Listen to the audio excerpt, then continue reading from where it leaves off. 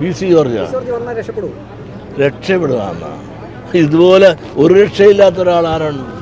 കേരള രാഷ്ട്രീയത്തിൽ ഇത്തരം അപഹാസ്യനും വിശ്വസിക്കാൻ കൊള്ളാത്തവനും നിലപാടില്ലാത്തവനും ചൊവ്വില്ലാത്തവനുമായ ഒരു സ്ഥാനാർത്ഥിയായി ആളുകൾ ഓർക്കുമെന്ന് മാത്രമല്ല, ചരിത്രം ഇത്രയും ഒരു ദരിദ്രവാസിയെയും നിലപാടില്ലാത്തതിനും പക്ഷമായി വന്ന് ഇപ്പോൾ ചിറകെല്ലാം കളഞ്ഞ് ലയിച്ചു നിൽക്കുന്ന ഒരാളാണ് PC ജോർജ്. മാത്രമല്ല, നിങ്ങളൊന്ന് ആലോചിച്ചത്, കേരള രാഷ്ട്രീയത്തിൽ എത്ര പ്രാവശ്യം അങ്ങോട്ടും ഇങ്ങോട്ടും പറഞ്ഞ ആളാണ് അദ്ദേഹം.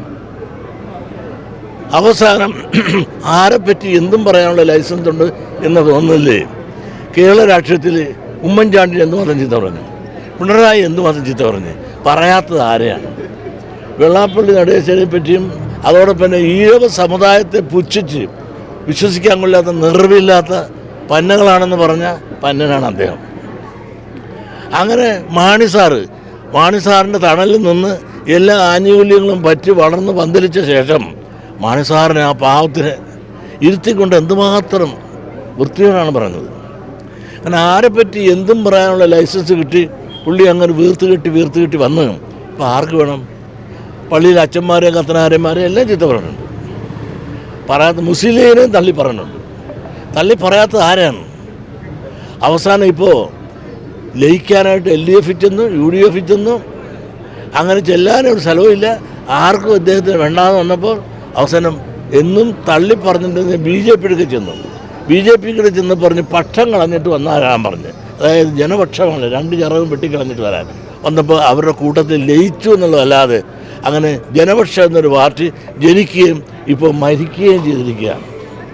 ആ ഒരു സ്ഥാനാർത്ഥി ഇവിടെ നിന്നാൽ അദ്ദേഹത്തിൻ്റെ ദയനീയ പരാജയം കേരള ചരിത്രത്തിൽ നിന്നിട്ട് പരാജയപ്പെട്ട ഒരു വലിയൊരു ചരിത്രപുരുഷൻ എന്ന് ചരിത്രം എഴുതാവുന്ന ഒരു PC ജോർജായി അദ്ദേഹം മാറും എന്നുള്ള കാര്യത്തിൽ യാതൊരു സംശയം വേണ്ട. പിതാക്കന്മാരോടൊക്കെ പറഞ്ഞിട്ടാണ് BJPയിലേക്ക് വന്നതെന്നാണ് അത് പുള്ളി പറഞ്ഞ പിതാക്കന്മാരുടെ അനുവാദ പത്രം മേടിച്ച് നിങ്ങളാരും കണ്ടോ?